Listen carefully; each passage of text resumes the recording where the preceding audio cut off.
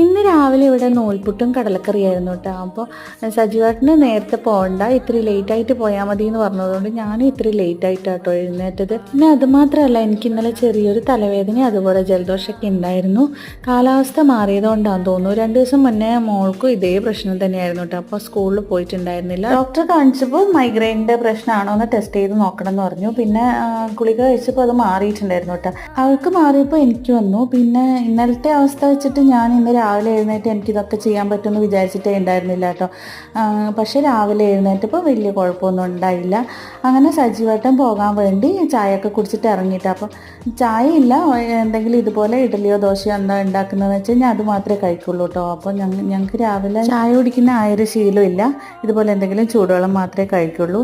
പിന്നെ അങ്ങനെ മോള് പോയതിന് ശേഷം ഞാനും കഴിക്കാമെന്ന് വിചാരിച്ചിട്ട് ഇരുന്നു കേട്ടോ. അപ്പോൾ ഇത്രയേ ഉള്ളൂ. ടാറ്റാ.